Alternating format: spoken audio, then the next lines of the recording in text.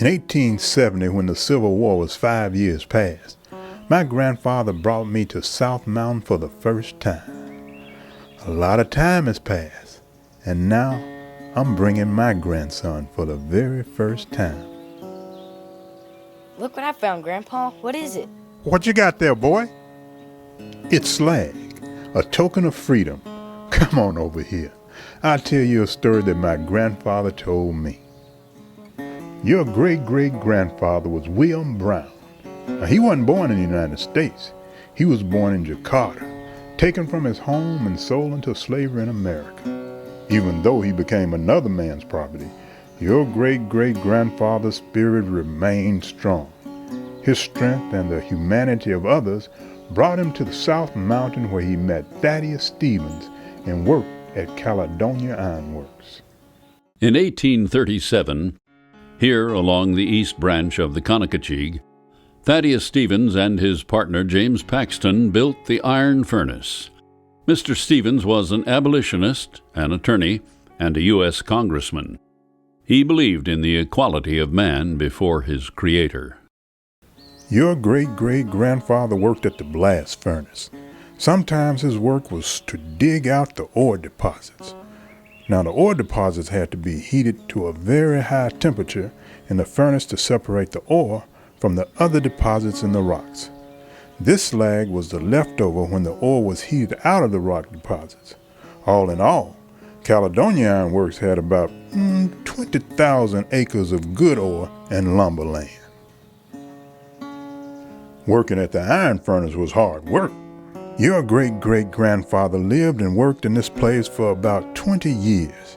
He and the other workers and their families lived in company houses along this main road and the side roads.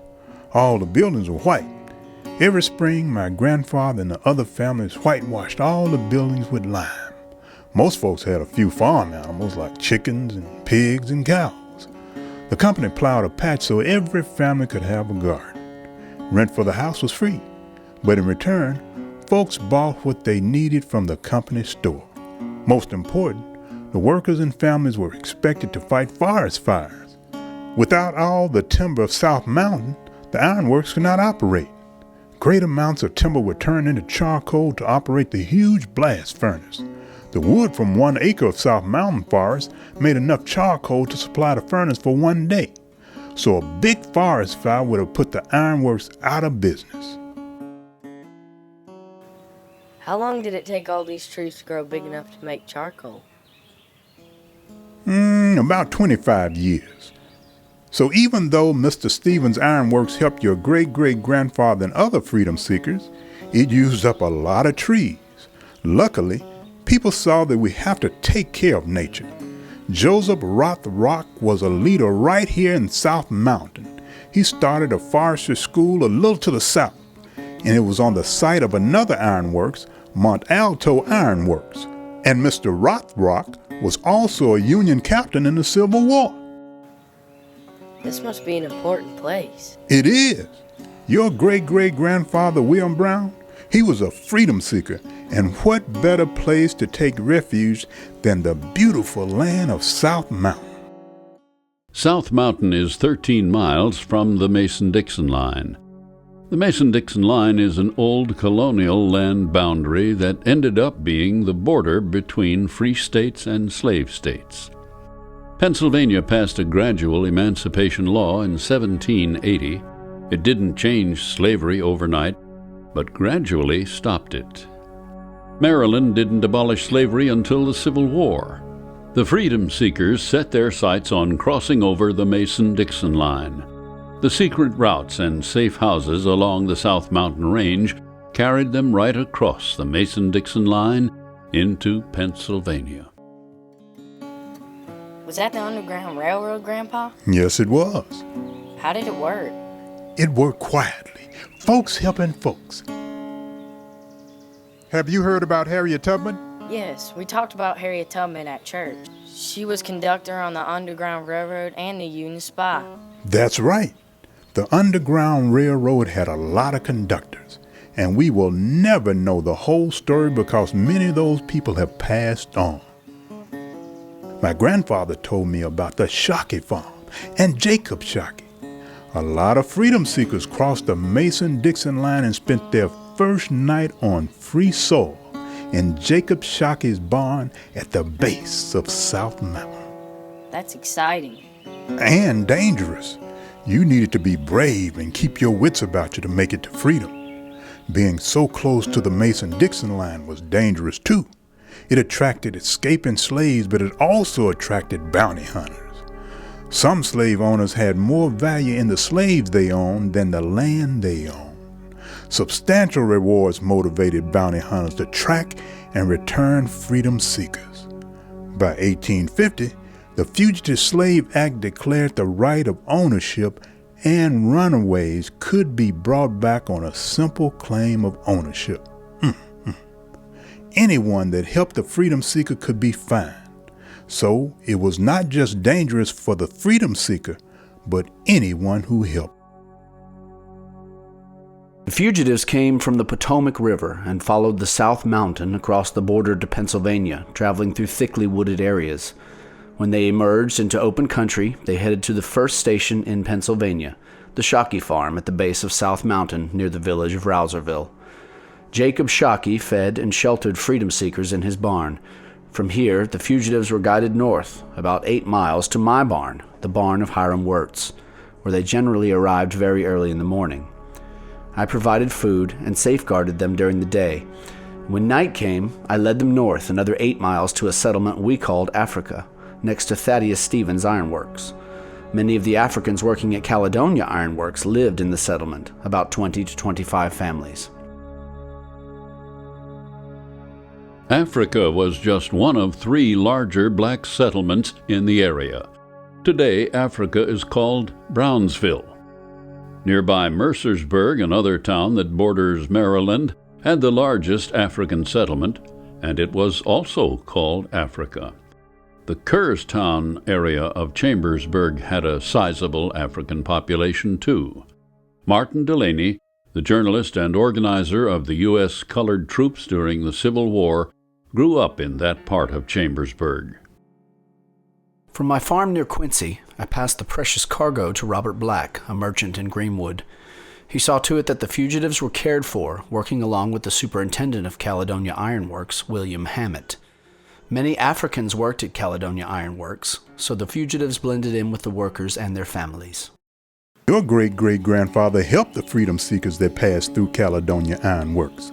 Sometimes the fugitives would be employed as furnace workers to provide them with food, shelter, and money. When Thaddeus Stevens decided to connect Caledonia Ironworks to Gettysburg with a railroad line, he employed fugitive slaves in its construction. Many of the freedom seekers did not end their journey at Caledonia, moving north over the mountain to Pine Grove Furnace, Mount Holly Springs, and Boiling Springs, where Daniel Kaufman hid them in the swampy areas of the Yellow Breeches Creek. Mode Griffith, Stephen Weekly, Philip Breckbill, George Saylor, and myself, Daniel Kaufman, helped many freedom seekers by hiding them in Island Grove, a hard-to-reach marsh. I also hid them in my barn and was successful for more than 13 years. In 1847, my contributions to the Underground Railroad came to an end. Maryland slaveholder Mary Oliver sued me for housing and aiding her 13 runaway slaves. She won the case in 1852, and I paid over $4,000 in fines. Sometimes a route was not safe, so multiple routes were necessary. Some freedom seekers headed east to the Cashtown Inn, where they could pick up the railroad bed that was dug from Caledonia Ironworks to Gettysburg. At the end of the rail bed was a huge woodpile where Jack Hopkins, a custodian at Pennsylvania College of Gettysburg, would meet freedom seekers. Sometimes students of the college's Beta Delta fraternity would meet the freedom seekers and escort them to safe hiding places. Your great-great-grandfather was not a formally educated man. He never had the opportunity to learn to read and write. Your great-great-grandfather's life taught him more than you can learn from books. He learned humanity because he lived humanity. Humanity is something that he had in common with Thaddeus Stevens. Comparisons have been instituted between slaves and laboring freedmen.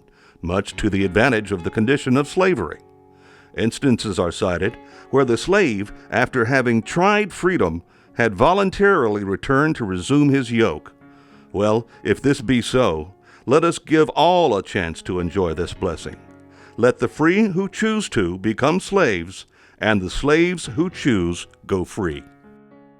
Congressman Thaddeus Stevens was active in the South Central Pennsylvania Underground Railroad, and he was not only vocal about abolition, but equality. He used his position as chairman of the House Ways and Means Committee to pressure the federal government to end slavery. Stevens put his resources behind his beliefs and used his land holdings and financial resources for an end to slavery. Caledonia Ironworks was one of those resources. What happened to the Ironworks? Most of it is gone, isn't it? As the Civil War started, many of the blacks, both freeborn and the escaping enslaved, who worked for Thaddeus Stevens, moved further north away from South Mountain. Confederate generals and troops rounded up anyone of color, even those born and living their entire life in a small Pennsylvania border town, and marched them south to sell into slavery. They took men, women, children, young and old. The safety of the settlement of Africa disappeared as war crossed the Mason-Dixon line, and your great-great-grandfather moved north. Oddly, the only time the Ironworks made $1.00 profit was about 2 years into the Civil War. By the middle of June in 1863, Confederate troops moved throughout the area.